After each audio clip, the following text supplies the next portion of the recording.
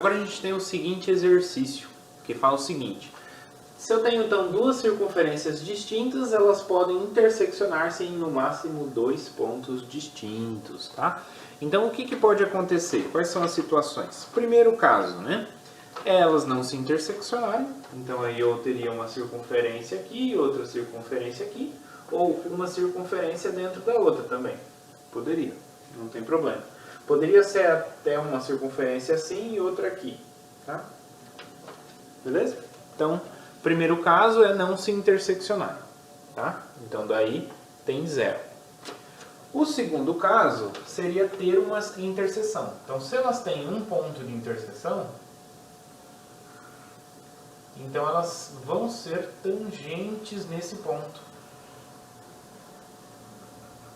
tá? Por que elas vão ser tangentes nesse ponto?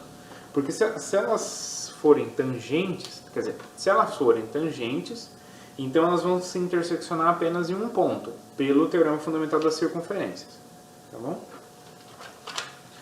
Então eu posso ter essa situação ou essa situação. Opa!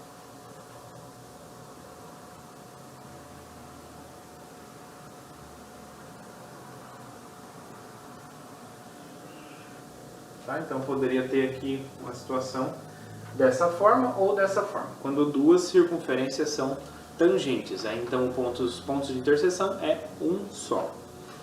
Muito bem. Agora, se as circunferências não são tangentes e possuem um ponto de interseção, então, pelo teorema fundamental das circunferências, a reta que liga esses dois pontos da interseção a gente vai chamar de PQ, tá? Então vamos lá. Então esses são os casos, né? Então a gente elimina o caso em que a interseção é vazia e o caso em que elas são tangentes. Agora, supõe que elas têm interseção. Então, aqui é a demonstração, né? Solução, né? Supõe então que a circunferência de centro O1 e raio 1 interseccionado com a circunferência de centro O2 e raio 2 é dois pontos, P e Q. Tá?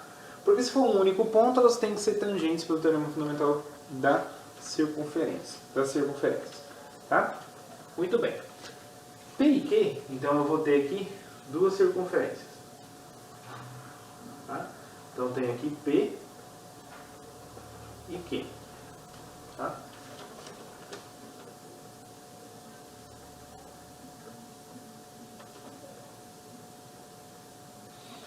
Então, se eu pego essa reta aqui,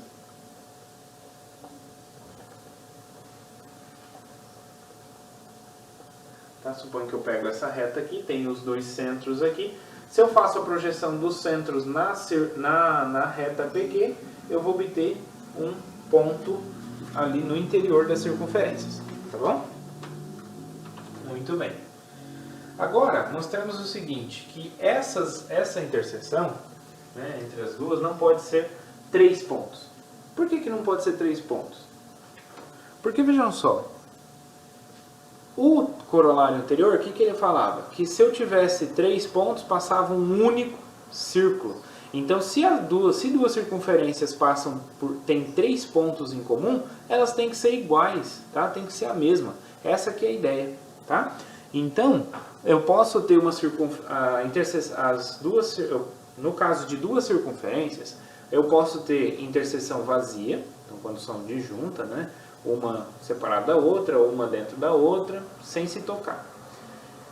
Segundo caso, se a interseção for um ponto, então quer dizer que as retas são tangentes, tá? As circunferências são tangentes, tá?